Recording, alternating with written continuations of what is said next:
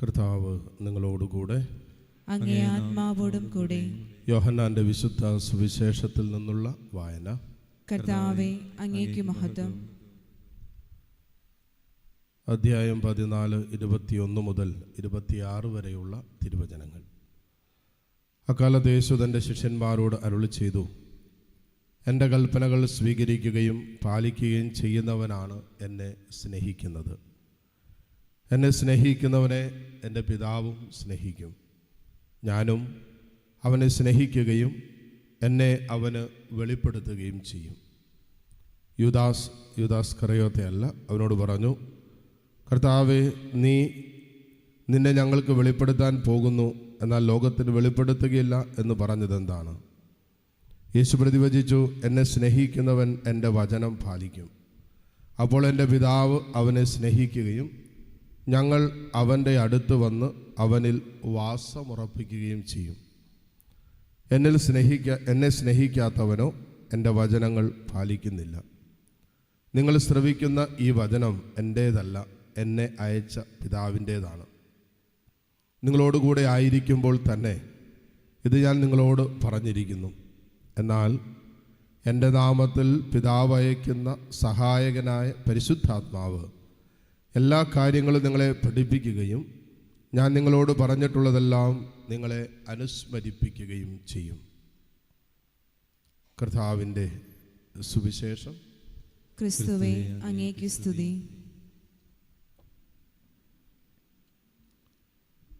മിശിഹായിൽ ഏറ്റവും സ്നേഹമുള്ള മാതാപിതാക്കളെ, സഹോദരി സഹോദരങ്ങളെ, നമ്മൾ വായിച്ചു കേട്ട വായനകളുടെ അടിസ്ഥാന സന്ദേശം സഭ നമുക്ക് തരുന്നത്, കർത്താവിനെ സ്നേഹിച്ച് കർത്താവിൻ്റെ കരം പിടിച്ച് യഥാർത്ഥ സുവിശേഷ ജീവിതം നാം ജീവിക്കാൻ തുടങ്ങുമ്പോൾ ദൈവം അത്ഭുതകരമായി നമ്മെ നടത്തുന്ന അനുഭവം ഉണ്ടാവും. നമ്മൾ വിചാരിക്കുന്ന ചിന്തിക്കുന്ന രീതിയിലായിരിക്കണമെന്നില്ല ദൈവം പ്രവർത്തിക്കുന്നത്.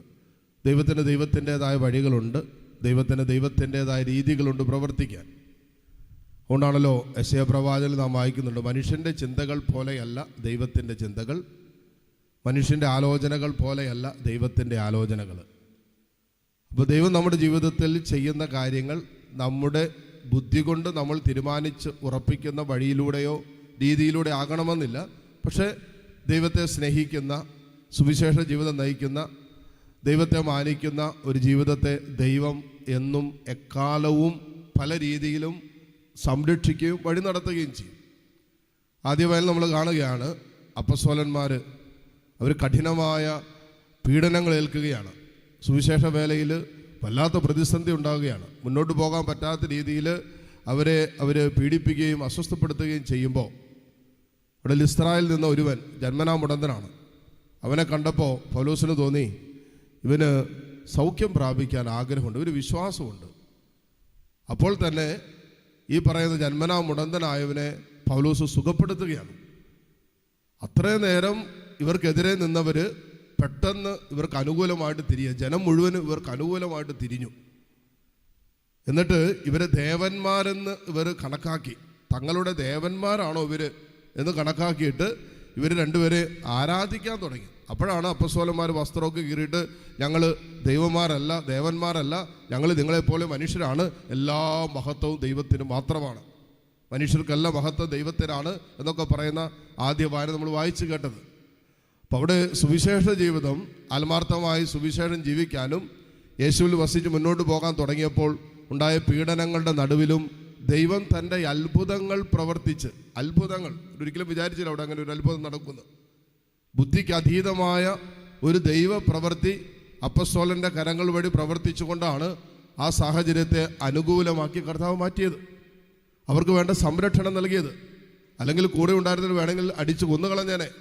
അത്രമാത്രം അവരെ പീഡിപ്പിച്ചുകൊണ്ടിരിക്കുന്ന സമയത്താണ് ദൈവം അപ്പസ്തോലനിലൂടെ ഒരു അത്ഭുതം ചെയ്ത് സാഹചര്യങ്ങൾ അനുകൂലമാക്കുന്നത്.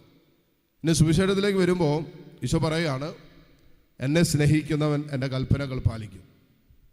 എൻ്റെ കൽപ്പനകൾ പാലിക്കാൻ തുടങ്ങിക്കഴിയുമ്പോൾ ഞാനും പിതാവും അവനിൽ വസിക്കും. ദൈവം നമ്മിൽ വസിക്കുന്ന ഒരു അനുഭവം ഉണ്ടാവും എപ്പോൾ ദൈവത്തെ സ്നേഹിക്കാൻ തുടങ്ങുമ്പോൾ. എന്നിട്ട് പറയാണ്, പരിശുദ്ധാത്മാവാകുന്ന വാഗ്ദാനം നിങ്ങളുടെ മേലുണ്ട്. ആത്മാവ് വന്നു കഴിയുമ്പോൾ എല്ലാ കാര്യങ്ങളും നിങ്ങളെ പഠിപ്പിക്കും. ഞാൻ പറഞ്ഞിട്ടുള്ളതും ചെയ്തിട്ടുള്ളതെല്ലാം നിങ്ങൾ ഓർമ്മപ്പെടുത്തി തരും, സത്യത്തിൻ്റെ പൂർണ്ണതയിലേക്ക് നയിക്കും. ഉണ്ടോ? അപ്പോൾ ദൈവത്തെ സ്നേഹിച്ച് ദൈവത്തെ അനുസരിച്ച് ജീവിക്കാൻ തുടങ്ങുമ്പോൾ ദൈവം നമുക്കായി ഒരുക്കി വെച്ചിരിക്കുന്ന ഏറ്റവും ഉന്നതമായ സ്നേഹത്തിൻ്റെ ഇടപെടലാണ് തൻ്റെ ആത്മാവിനെ തന്നെ നമുക്ക് തന്നത്. പരിശുദ്ധാത്മാവിനെ തന്നു. അപ്പോസ്തല പ്രവർത്തനങ്ങളിലും യോഹന്നാന്റെ സുവിശേഷം 14, 15, 16 അധ്യായങ്ങളിലൊക്കെ നമ്മൾ വായിക്കുന്നത് ഈ പരിശുദ്ധാത്മാവിൻ്റെ പ്രവർത്തനത്തെക്കുറിച്ചാണ്. അപ്പോസ്തല പ്രവർത്തനങ്ങൾ മുഴുവനും പരിശുദ്ധാത്മാവിൻ്റെ സുവിശേഷം എന്നാണ് പറയുന്നത്. ഇവിടെ തുടക്കം മുതൽ ഒടുക്കം വരെ ആത്മാവ് നയിച്ചതുപോലെയാണ് അപ്പോസ്തലന്മാർ പോയത്. ഈ യോഹന്നാന്റെ സുവിശേഷം 14 മുതൽ 16 വരെ പരിശുദ്ധാത്മാവിനെ വാഗ്ദാനം ചെയ്യുന്നതും പരിശുദ്ധാത്മാവിലുള്ള സമാധാനത്തെയും ആനന്ദത്തെയും കുറിച്ചൊക്കെ ഈശോ പറയുകയാണ്. ഇവിടെ ഈശോയെ സ്നേഹിച്ച് ഈശോയുടെ വചനം പാലിച്ച് ഈശോ അനുസരിച്ച് ജീവിക്കാൻ തുടങ്ങുമ്പോൾ പരിശുദ്ധാത്മാവിൻ്റെ സഹായം, നമ്മുടെ ബുദ്ധിക്ക് അതീതമായ ആത്മാവിൻ്റെ സഹായം എപ്പോഴും ഒരു ദൈവവേദലിന് അനുഭവിക്കാൻ പറ്റും. പ്രതിസന്ധികളിലും പ്രയാസങ്ങളിലും ഞെരുക്കങ്ങളിലും വേദനകളിലും ദുഃഖങ്ങളിലും അനുദിന ജീവിതത്തിൽ ഒരു ആത്മീയ മനുഷ്യൻ കടന്നു പോകുന്ന സകല സംഘർഷങ്ങളുടെ നടുവിലും ആത്മാവ് അവനെ സഹായിക്കും. ഇതെപ്പോഴാണ്? ദൈവത്തെ സ്നേഹിച്ച് കർത്താവിൻ്റെ വചനം പാലിച്ച് കർത്താവിൻ്റെ ഹിതത്തിനിണങ്ങി ജീവിതം നയിക്കാൻ തുടങ്ങുമ്പോൾ ദൈവം തൻ്റെ ആത്മാവിനെ അയച്ച് നമുക്ക് വേണ്ട സഹായം തരും. ഉണ്ടോ? അതാണ് ഞാൻ പറഞ്ഞത്. ദൈവത്തെ സ്നേഹിക്കുന്ന ഒരു ദൈവ പൈതലിൽ ദൈവം അത്ഭുതകരമായി പരിപാലിക്കുന്ന, കൈപിടിച്ച് നടത്തുന്ന അനുഭവം ഉണ്ടാവും. അത് ഏത് സാഹചര്യത്തിലും അങ്ങനെയാണ്. രോഗം വരാം, തടസ്സങ്ങളുണ്ടാകാം, പ്രതിസന്ധികളുണ്ടാകാം, ഞെരുക്കമുണ്ടാകാം. ഈ അനുഭവത്തിൻ്റെ ഒക്കെ നടുവിലും ദൈവം അത്ഭുതകരമായി ഈ ആത്മാവിനെ പരിപാലിക്കുകയും കരുതുകയും അവനിൽ വസിക്കുകയും അവനെ ആത്മാവിനാൽ കൈപിടിച്ച് നടത്തുന്ന അനുഭവം ഈ ആത്മാവിനെ നിരന്തരം അനുഭവിക്കാൻ പറ്റും. ഈ അനുഭവം നമുക്ക് കിട്ടണമെങ്കിൽ കർത്താവിൻ്റെ വചനം കേൾക്കുക മാത്രമല്ല, ആ വചനം പാലിക്കുകയും വചനം അനുസരിക്കുകയും ചെയ്യുന്നവരിലാണ് കർത്താവ് വസിക്കുന്നത് എന്നാണ് സുവിശേഷം പറയുന്നത്. അതുകൊണ്ട് കർത്താവിൽ നമ്മൾ വസിക്കുന്ന ഒരു അനുഭവം നിശ്ചയമായിട്ടും ഈശോ തൻ്റെ ശരീരവും രക്തവും നമുക്ക് ഓരോ ബലിയിലൂടെ തരുമ്പോഴും ഈശോ നമ്മളിലേക്ക് കടന്നു വരുന്നത് നമ്മളിൽ വസിക്കാനാണ്. ഈശോ നമ്മളിൽ വസിക്കുന്ന അനുഭവങ്ങളിലെല്ലാം ഈശോയുടെ സഹായം നമ്മുടെ കൂടെയുണ്ട്. ഏതനുഭവത്തിലും ദൈവം തൻ്റെ ആത്മാവിനാൽ നമ്മെ നിരന്തരം സഹായിച്ചു കൊണ്ടിരിക്കും. ഈ സഹായത്തിന് നമ്മയും അർഹരാക്കണമേ എന്ന് പ്രാർത്ഥിച്ചുകൊണ്ട് ദൈവവചനം പാലിക്കുന്നവരായി ജീവിക്കുവാൻ പരിശുദ്ധാത്മാവ് നമ്മെ സഹായിക്കട്ടെ.